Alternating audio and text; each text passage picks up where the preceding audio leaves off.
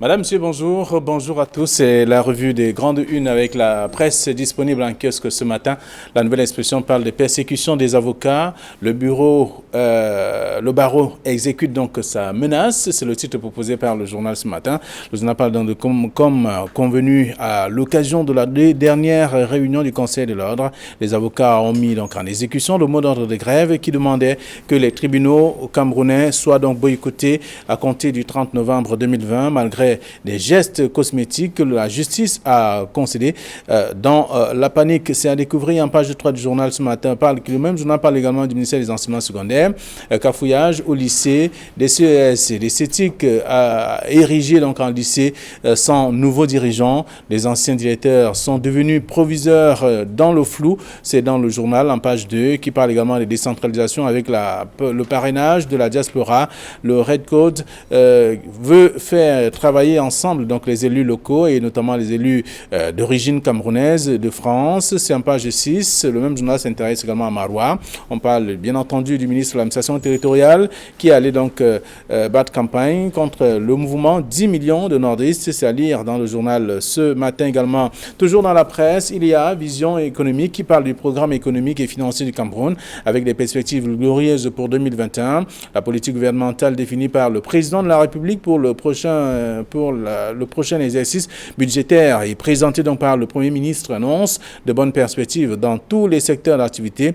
Le même journal parle également des attributions des marchés publics avec le GICAM qui exige la co-traitance et non la sous-traitance. Désormais, les patrons d'entreprise l'ont fait savoir au ministre des Travaux publics au cours d'une rencontre et d'échange à Douala. C'est ce qu'on découvre en page 3 du journal ce matin. Le Messager qui a un kiosque ce matin s'intéresse également à l'actualité et parle donc de Grand Nord avec le mémorandum de la conspiration. C'est le titre proposé par le journal. Une motion de soutien signée des élites des 3 régions septentrionales à la gloire de Paul Biya pour consacrer donc la mise à mort du mouvement 10 millions de nordistes. C'est ce que le journal propose ce matin. Le même journal parle également d'exploitation avicole avec le travail au nord au noir des ouvriers Bororo, donc à l'ouest du Cameroun. L'inspecteur du travail rappelle à l'ordre des propriétaires des fermes qui ne respectent pas la législation sociale. C'est ce qu'on découvre en page 11 du journal ce matin.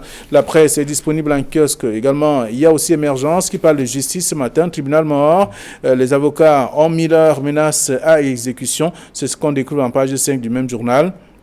Le journal Émergence parle également d'établissements de crédit avec la COBAC qui observe donc une recrudescence des violations de la réglementation. C'est également l'autre actualité à lire dans le journal Émergence ce matin. Et puis le quotidien Le Jour parle des finances. Alpha Condé et Paul Focam parient sur la Banque nationale de développement. Le journal explique ce matin que cet outil est donc perçu comme le secret d'une croissance exclusive et durable. Son expérimentation a commencé donc à Conakry avec l'assistance technique d'Afriland First Group. C'est à découvrir dans le dossier de la page 2 à la page 3 du journal. Le journal parle également de Yaoundé avec les avocats absents des salles d'audience. C'est dans le journal Le Jour de ce matin. Mutation parle bien sûr de Jaili Amadou Amal, la patiente. C'est le titre proposé par le journal. Le journal parle également des grèves des avocats, mot d'ordre respecté et aussi dans la presse ce matin. Et puis Tribune d'Afrique parle de l'affaire Bolloré contre le port autonome de Douala. La vérité des experts, c'est le grand titre proposé par le journal qui explique simplement que Dr Edouard Fauchivé, Galus Fouda, Gabriel Manimbeng, Hilaire Zipan et bien entendu Jacques Bimaï donnent leur version des faits du haut donc de leur indiscutable expérience, c'est le journal qui le dit également, et de leur nationalisme. Donc un communiqué conjoint a été signé à cet effet, c'est ce que le journal propose dans un dossier de la page 6 à la page 7. Le journal parle également, nous invite à lire l'éditorial de Faustin Dicam en page 3. Le même journal s'intéresse au régional 2020 avec les vieux qui doivent donc laisser la place aux jeunes. C'est le journal qui le dit. Je vous invite à lire l'article ce matin dans Tribune d'Afrique de ce matin. Et puis Cameroun Tribune parle d'électricité dans le septentrion. Des renforts arrivent. C'est ce que le journal propose. Tout un dossier que je vous invite à lire de la page 2, à la page 5 de ce journal. Le même journal parle également de ce concours. On parle donc du prix Goncourt 2020. Ce n'est que partie remise. C'est ce qu'on découvre également dans le journal, de la page 18 à la page 19 de Cameroun Tribune. Voilà ce que la presse nous propose ce mardi matin, avec notamment nos invités qui sont déjà sur ce plateau. Donald Brice Kamgan, bonjour et bienvenue. Bonjour Flavien Vallon-Dongo, bonjour à Camille Nélé, bonjour à nos téléspectateurs. Je suis ravi de les retrouver ce matin, comme chaque mardi matin. Et voilà, donc avec Camille Nélé en face, bonjour. Flavien Vallon-Dongo, bonjour. Bonjour Donald Brice Kamgan.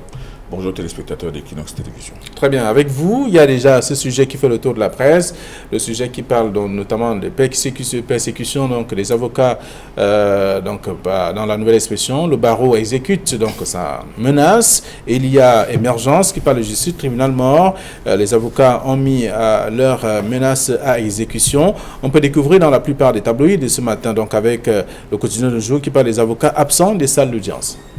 Oui, de façon globale, on a observé effectivement que les audiences ont du mal à se tenir à cause de l'absence des plaidoiries des avocats. Vous le savez, la récente résolution du Conseil de l'ordre indiquait que à partir du 30, ce qui était hier, les avocats ne vont pas assister aux audiences dans toutes les juridictions du territoire national, y compris les juridictions qui statuent en matière de contentieux électoral. Ce mot d'ordre de grève a été donc très largement suivi hier. C'était la première journée. Il ira ce mot d'ordre de grève jusqu'au 4 décembre, d'après cette résolution du Conseil de l'ordre. La nouvelle expression, comme d'autres journaux ce matin, constate que l'appel à cette cessation d'activité lancé par le barreau du Cameroun a été très bien suivi de par l'ensemble du territoire national. Les avocats dénoncent de façon globale, vous le savez, les violences sur leurs confrères et les violations diverses des droits de la défense.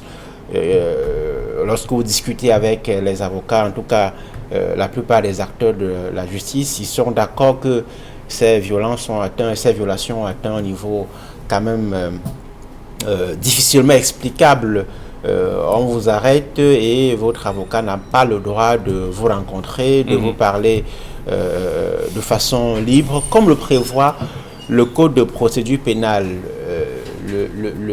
Là où le bas blesse, c'est que ces dernières semaines, vous le savez, ces derniers mois, ces dernières années, les avocats se sont fait violenter lors de leur interpellation, se sont fait rabrouer devant certaines unités de police et de gendarmerie. On a cité le 7 à Yaoundé, qui est régulièrement cité par les avocats comme étant un espace où les droits de la défense sont constamment et de façon allègre violés par les responsables là-bas. Camille Nélé, vous faites également le tour de C1, en tout cas paru ce matin. Était-il obligé d'arriver à ce niveau? Vous me posez une drôle de question, Flavien Vallon-Dongo. Je constate avec vous que, comme le disent quelques journaux ce matin, les avocats sont en grève depuis hier. La nouvelle expression parle du barreau qui exécute sa menace. Ce n'était pas une menace, c'était une résolution qui avait été prise lors d'une assemblée du Conseil de l'ordre. Donc, ils ont dit qu'ils vont boycotter les audiences, ils ne viendront pas. Bon, pour des raisons qui leur sont propres, parce qu'ils estiment être persécutés. Encore qu'il faut aller jusqu'au fond de ce dossier pour comprendre non seulement le niveau de persécution, mais peut-être leur propre responsabilité dans ce qui leur arrive.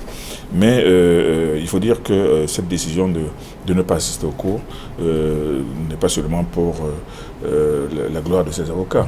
Il faut aussi dire qu'elle nuit aussi aux intérêts de leurs clients, qui vont, pour certains, qui vont être jugés entre hier et le 4, qui vont voir leur dossier renvoyé pour 1 mois. Et ceux qui sont en prison, ils vont peut-être ceux-là devront attendre 1 mois pour que leur dossier puisse avancer. Donc, les avocats ont pris la décision de gréver. C'est leur droit. C'est aussi leur façon d'exprimer ce qu'ils ressentent comme frustration. Mais moi, je ne m'aventurerai pas sur ce dossier qui va tout simplement virer à la plaidoirie, bien à un réquisitoire. Moi, je pense qu'on constate ce matin que les avocats ne sont pas là depuis. D'accord. Bon, c'est pas la première fois que les avocats désertent les tribunaux, mais moi, ce qui m'inquiète, c'est quand Donald Tusk va dire qu'ils vont boycotter les tribunaux jusqu'au contentieux électoral. Donc, c'est plutôt ça, mais seulement le contentieux électoral, c'est bien après le 4. Ce n'est pas moi qui le dis, hein. C'est dans la résolution du Conseil de l'ordre. Mais je répète ce que vous venez de dire. Mais cette résolution, je l'ai aussi dit. Mais seulement leur grève, pour un premier temps, elle va jusqu'au 4. Mais le contentieux électoral ira au-delà du 6. Donc, Ok, donc la presse est revenue ce matin, mais je posais la question et qu'il qualifiait de drôle. Était-il obligé d'arriver à ce niveau?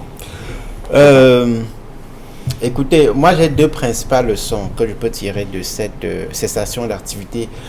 La première, c'est que avec la volonté politique, on règle beaucoup de choses. La nouvelle expression rappelle ce matin qu'il y a eu des décisions qu'il a qualifiées le journal de cosmétiques, des gestes cosmétiques, c'est comme ça que le journal s'est exprimé. Le journal fait allusion à la libération des 4 avocats dont les arrestations ont fait déborder, ont constitué ce qu'on peut appeler la goutte d'eau qui a fait déborder le vase. Maître Richard Tanfou, Maître Tuminier et les 2 autres qui avaient été arrêtés pour corruption, outrage à magistrat et qui ont finalement été condamnés en sursis. Avec la volonté politique, on règle beaucoup de choses parce que pour avoir suivi ces différents procès, les 2 procès, on voit bien qu'il y a eu une volonté d'ouverture, il y a eu une volonté de décrispation. Nous avons dit sur ce plateau à plusieurs reprises qu'il est difficilement explicable que l'on interpelle les avocats dans les conditions dans lesquelles ils ont été interpellés, c'est-à-dire dans la rue, qu'on leur tend des guet-apens pour des personnes respectées, respectables, qui ont des domiciles professionnels, leur cabinet, ensuite des domiciles familiaux. C'est la première chose. Donc, on voit très bien que la décision de les libérer participait de cette volonté justement de décrispation du climat qui était déjà très tendu entre le barreau et le corps de la justice, si vous voulez, les autorités. Ensuite, je note que c'est une corporation qui est assez bien organisée. Ce modèle de greffe est largement suivi sur l'ensemble du territoire national. Était-il nécessaire d'y aller? Je n'ai pas envie de répondre par l'affirmative, mais je note simplement que les actions comme celle-ci permettent de consolider l'état de droit. On a suivi hier quelques journaux essayer de raborer le barreau en vain, puisque le mot d'ordre est entré en vigueur. Les actions de coercition, les actions de mécontentement, l'expression de la colère qu'exprime, permettez-moi de parler ainsi, le barreau, sont des actions qui permettent de consolider l'état de droit. Et il n'est pas bon que le pouvoir perçoive cela, comme j'ai pu le lire dans certains journaux, comme une volonté simplement de nuire. Non, il est question de rappeler que les dispositions légales que le Parlement a prises sont des dispositions qui doivent être respectées, que ce soit le code de procédure pénale ou d'autres dispositions dans d'autres secteurs d'activité simplement. Ok, les lecteurs vont lire ce que la presse propose ce matin. Vous voulez revenir dessus? Non, je voulais ajouter un mot. Je voulais dire qu'après cet arrêt des activités qui est si spectaculaire, il faudrait aussi que le barreau puisse se réunir et avoir l'honnêteté de se regarder entre les yeux, que les avocats aussi, qui ont beaucoup de linge sale à laver entre eux, puissent aussi être en phase avec justement... Ça a été dit pendant cette rencontre avec les idéaux. Non, avec les idéaux généraux du barreau, parce qu'il y a beaucoup de choses qui ne sont pas très très propres, qui se passent à l'intérieur du barreau et qui sont le fait d'avocats bien installés et qui posent des actes qui sont absolument répréhensibles, mais pour lesquels on se dit que non, si on le poursuit, on est en train de persécuter un avocat. Donc moi je pense qu'après cela, il faudrait que le barreau aussi fasse une sorte d'aggiornamento, que les avocats s'assoient, reconnaissent les mauvaises choses qui sont faites, les choses perfectibles et les choses à éviter. Ma position est claire. Ma position rejoint celle de Camille, mais je vais plus loin en disant que en dehors de l'avocature, les avocats sont des auxiliaires de la justice, sont des acteurs de la justice, mais les principaux, évidemment, ce sont les responsables de la magistrature. La justice, dans sa globalité, doit être toilettée certains proposent les états généraux de la justice. Est-ce qu'on a le courage d'y aller? Est-ce qu'il y a une volonté politique d'y aller? Est-ce qu'on a intérêt à ce que les magistrats ne soient plus comme on semble le faire penser aujourd'hui, sont intouchables? Non. Si on veut justement que la justice fonctionne normalement, il faut faire l'état des lieux de façon globale, en touchant les avocats, les magistrats, les présidents de cour d'appel, l'ensemble de ceux qui ont affaire avec la justice. Ok. Alors donc, à côté de ce titre justement, qui fait le tour de la presse, on parle notamment de ce début de grève des avocats. Il y a... on parle de cafouillage au lycée avec le ministère des enseignements secondaires aujourd'hui, des CES et CETIC qui ont été érigés en lycée sans nouveaux dirigeants.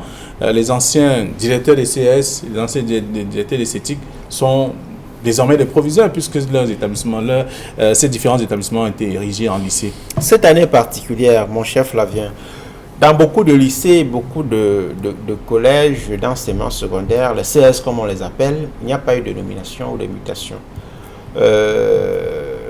C'est très gênant pour les responsables d'établissements scolaires. Certains attendent des promotions, d'autres attendent des mutations. Il n'y en a pas eu cette année. Cela s'ajoute évidemment à ce que relève ce matin la nouvelle expression. Il y a beaucoup d'établissements scolaires qui ont été créés sans que les responsables ne soient nommés. Dans bon nombre de nos localités, il y a un déficit d'établissements scolaires, de lycées, d'écoles primaires, de CES. Mais dans d'autres encore, il y en a qui ont été créés à la demande d'un député, d'un sénateur, d'un gouverneur, d'un préfet, simplement pour satisfaire un objectif politicien. Souvent, il n'y a pas d'enseignants, souvent, il n'y a pas de table-banc, et la vie continue. Alors qu'il y a un déficit important. Encore moins des bâtiments aussi, parfois. Absolument. Donc, ça demande de rationaliser la création des établissements scolaires, mais aussi le recrutement des enseignants. Lorsque vous créez des établissements sans enseignants, sans équipement nécessaire, ça fait dépenser vainement de l'argent à l'État, au pouvoir public. Encore que tous veulent travailler seulement dans les grandes villes, alors qu'il y a des lycées également dans l'arrière-pays. Camille Nelly, le journal nous apprend qu'il y a cafouillage au lycée, avec ces lycées CCS qui ont été érigés en lycée, mais les proviseurs, les responsables n'ont pas été nommés comme proviseurs. Ils restent comme directeurs de CS et CETIC. Flavien Malone, donc je n'ai jamais compris ce principe qui fait que c'est toujours en début d'année qu'on nomme les proviseurs. C'est-à-dire qu'au moment où l'année a déjà commencé, le proviseur qui est là, on commence à le nommer pour l'envoyer peut-être à l'autre, au fin fond, au très fond du pays. Il faudrait à ce moment que lui-même et sa famille puissent se déplacer. Et d'autres qui viennent d'aussi loin pour se retrouver dans une autre ville. Ça a toujours été quelque chose d'inconfortable. Je n'ai jamais compris cela. Je ne sais pas pourquoi on ne peut pas nommer. Ça doit être fait quand, selon vous? Mais tout à fait, là, à la fin de l'année scolaire, en juin, juillet, par exemple. À ce moment, les uns et les autres ont le temps de se préparer. Mais vous savez, beaucoup de gens soupçonnaient que c'était pour empêcher les proviseurs qui étaient en place de manger le gombo. C'est-à-dire que vous savez très bien qu'au début de l'année, il y avait une forte réputation ici, avec ces proviseurs qui prenaient énormément d'argent aux parents d'élèves. Et ensuite, de telle manière que le proviseur, au début de l'année, était l'homme le plus riche du pays. Bon, maintenant, pour couper Courasta, on vous dit, si tu prends ton argent, tu le rembourseras toi-même. Bon, mais moi, je n'ai jamais compris ce principe. Moi, je pense que c'est une aberration de nommer les gens au début de l'année, les responsables des lycées et des collèges au début de l'année. C'est contre-productif et moi, je pense que c'est absolument déstabilisant. Maintenant, pour le cas d'espèce, avec ces nouveaux CES qui ont été érigés en lycée, ça entre dans la même logique. On ne comprend pas que, bon, maintenant, après qu'on ait décidé de transformer le CES en lycée, pourquoi ne pas en même temps prévoir quelqu'un qui y va tout de suite? Ça veut dire que cette sorte de fébrilité, cette sorte de désorganisation que l'on retrouve dans au sommet de l'enseignement secondaire, chaque année s'accentue et ce n'est pas normal du tout. Maintenant, après la dénonciation des journaux, vous allez voir maintenant les décisions qui vont être prises à la hussarde, on va commencer à déplacer des gens, à nommer des gens ou alors à laisser des statu quo qui ne sont pas vraiment productifs. Je vous fais une confidence, Flavien. Je discutais il y a quelques semaines avec un responsable d'un lycée transformé en 2016. Et c'était un CES et ça a été transformé en 2016. Donc il y a 4 ans en lycée. Et il me disait, mais Donald, j'ai des documents, c'était notamment des emplois de temps qu'il fallait entériner. Le proviseur doit en principe apposer son cachet sur la version finale des emplois en début d'année, ça c'était à la rentrée scolaire. C'est bien l'entête, c'est bien le lycée de telle localité. Permettez que je n'en dise pas plus. Et en bas, il fallait mettre un cachet. Il n'a pas encore été nommé confirmé proviseur de ce lycée. Il ne sait donc pas s'il doit mettre directeur. Directeur, il n'y a pas de directeur au lycée.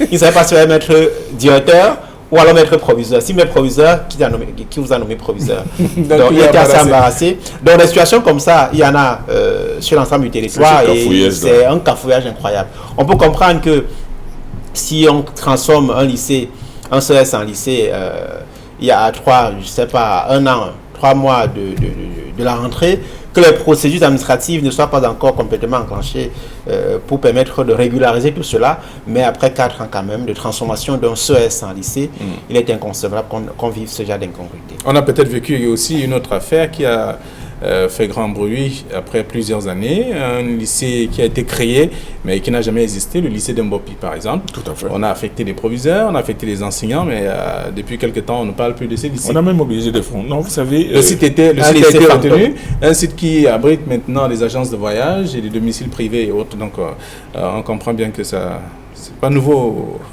sous les tropiques, comme qui dirait. Alors, on parle également ce matin, à côté de ce sujet cette petite une de la nouvelle expression qui parle du cafouillage au lycée, il y a le Messager qui parle dans le Grand Nord avec le mémorandum de la conspiration. Le journal nous apprend que c'est une motivation de soutien, une motion de soutien qui a été signée par des élites des 3 régions septentrionales à la gloire de Paul Biya pour consacrer la mise à mort du mouvement 10 millions de nordistes. Il n'y a pas que ce journal qui évoque le sujet. La nouvelle expression également ce matin avec Marois, Atangandi qui mord la poussière, c'est le titre. Oui, les journaux ont suivi avec une attention particulière cette visite du ministre de l'administration territoriale dans le Grand Nord. Il est actuellement à Garoua, je crois. Il a commencé cette visite par Marois. Il y allait principalement pour visiter les travaux de la voie de contournement sur le pont par là, mais aussi les travaux de construction de ce pont stratégique qui relie le Cameroun et le Tchad voisin. Vous savez que ce pont s'est écroulé il y a quelques mois et il est question de le réhabiliter. C'est un pont dont les travaux doivent coûter, je crois, 5 milliards de francs CFA. L'Œil du Sahel a d'ailleurs indiqué dans l'une de ses éditions que le gouvernement avait du mal à mobiliser ces 5 milliards de francs CFA. Donc, le MINAD y est allé, accompagné du ministre des Travaux publics, Emmanuel Ngambi-Messi, pour assurer de ce que les travaux vont avancer à un rythme soutenu pour que ce pont, qui est important pour l'activité économique, les échanges dans la sous-région, puissent s'achever, que les travaux puissent s'achever dans les délais les plus raisonnables. À côté de cette visite, donc, le ministre Paul Atangandi a rencontré, d'après ce que nous disent les journaux, notamment le Messager ce matin, a rencontré dimanche, avant-hier, à Marois, les chefs traditionnels, les représentants des syndicats de mototaxi et d'autres autorités élites de la région, pour leur demander de signer dans une motion de soutien au chef de l'État, une motion dans laquelle, si je m'en tiens à ce que le journal Le Messager, qui a obtenu une copie de cette motion, indique ce matin, les élites les chefs et élites de cette région-là se désolidarisaient de tout mouvement visant à diviser les Camerounais. Ce mouvement dont il est question, c'est un mouvement que le ministre a récemment interdit. Il s'agit du mouvement 10 millions de nordistes, porté par le directeur de publication de l'Œil du Sahel, Guibaï Gatama. Et c'est ça que c'est de ce mémorandum-là que le Messager parle ce matin. On reviendra tout à l'heure peut-être sur les enjeux de cet activisme autour de ce mouvement 10 millions de nordistes qui est né il y a quelques mois. Oui, Camille Nélé. Ben, je trouve tout simplement que c'est un acte du ministre de l'administration territoriale qui est en train d'aller jusqu'au bout de la décision qu'il a prise de mettre fin aux activités du mouvement 10 millions de nordistes. Il a donné des raisons parmi lesquelles il y en a certaines qui sont absolument valables. Bon, il y en a peut-être d'autres qui sont discutables, mais la vérité est que du côté du septentrion, de la Damawa, au nord à l'extrême nord, il y a des gens qui partagent les idées de M. Guibaï Gatama, il y en a d'autres qui les refutent. Donc, vous savez, personne ne pouvant toujours rassembler l'unanimité, on se retrouve dans une situation où le ministre Tangandji, arrivé dans le septentrion, a voulu profiter de l'occasion pour faire d'une pierre deux coups. Accompagner cette décision d'interdire le mouvement par une sorte de rassemblement des élites du Grand Nord. Bon, les élites, vous imaginez bien que ce sont principalement des élites du RDPC qui ont signé une motion de soutien, mais la motion de soutien, vous savez ce que va les motions de soutien aujourd'hui, et vous savez que ces motions de soutien ne sont pas toujours sincères. Mais toujours est-il que le ministre est arrivé à atteindre son objectif, c'est-à-dire que démontrer qu'il y a une bonne partie de la population qui rejette, parce que les personnes qui ont signé ne sont pas absolument représentatives de toutes les populations, mais c'est la somme des élites qui ont signé et qui se disent qu'elles se désolidarisent. C'est leur droit, c'est leur problème aussi.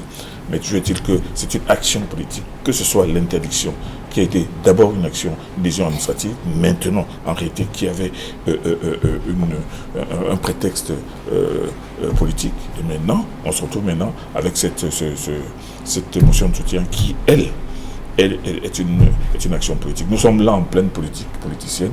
Moi, je pense que c'est chacun qui pourra apprécier, c'est chacun qui saura lire le mémorandum et maintenant le qualifier comme il voudra. Mais toujours est-il que cette association de Guibaï Gatama a provoqué beaucoup de mois de la part de certaines personnes qui se reconnaissaient derrière ces frustrations. Il y en a d'autres qui estimaient que non, peut-être qu'il en fait trop, ou bien il veut tout simplement créer des clivages. Donc c'est chacun qui est allé de ses propres convictions. Mais on est là aujourd'hui dans une situation où dans cette partie du pays, les sentiments sont aussi mitigés. Est-il un mouvement déstabilisateur, comme certains le pensent? Déstabilisateur, vous savez, pour le ministre de l'Intérieur, qui est le garant de l'ordre public, il estime que c'est un mouvement qui est capable de ne plus être contrôlable à un moment donné, parce que les fondements de ce mouvement, c'est non seulement la revendication d'un certain nombre de frustrations, et peut-être que ce qui pourrait faire naître, selon le ministre de la Sécurité, peut-être des sentiments qui pourraient pousser les gens beaucoup plus loin qu'ils ne veulent. Donc, c'est de lui, en tant que régulateur de la paix sociale, il a jugé que c'est un mouvement qui pourrait être dangereux. Alors, ça fait 2 semaines que le ministre de l'administration territoriale interdit les activités de cette association, de ce mouvement qui, selon lui, est illégal et qu'il ne fallait plus continuer à exercer ou alors à organiser des rencontres et autres. Donc, il faut mettre un terme à ça. J'ai écouté Camille dire que le ministre doit s'assurer si les gens sont intéressés par les activités du mouvement ou pas. Non, c'est pas son rôle. Comment? C'est pas ce que j'ai dit. C'est pas son rôle de s'assurer. Non, si je n'ai pas dit qu'il s'assure. Je n'ai pas dit qu'il s'assure. Non, Donald Boris, il n'a pas à s'assurer. Il sait, il a des renseignements, il sait très bien qu'il y a des personnes qui sont sensibles à cela, il y en a d'autres qui ne le sont pas. Mais toujours est-il que ce mouvement, je l'ai dit, a provoqué un grand témoin dans la population. Il y en a beaucoup qui se reconnaissent là-dedans et qui l'accompagnent. Il y en a d'autres aussi qui estiment que ça pourrait être dangereux. C'est ce que j'ai dit. Cette navigation maligne du ministère de l'administration territoriale entre administration et politicienne n'est pas bonne pour l'état de droit et pour la démocratie. Il faut le dire. Le MINAT, comme vous l'avez rappelé, a signé il y a quelques semaines, pas encore une semaine, je crois que c'est la semaine dernière. Ça fait 2 semaines à peu près. Un arrêté interdisant le mouvement 10 millions de nordistes. Et il y a notre communiqué dans lequel le ministre indiquait que c'est un mouvement qui est illégal, anti-républicain. Et que certains ressortissants du Grand Nord, on veut bien savoir à quelle proportion, l'avaient saisi pour dénoncer la mise en place de ce mouvement. On veut bien.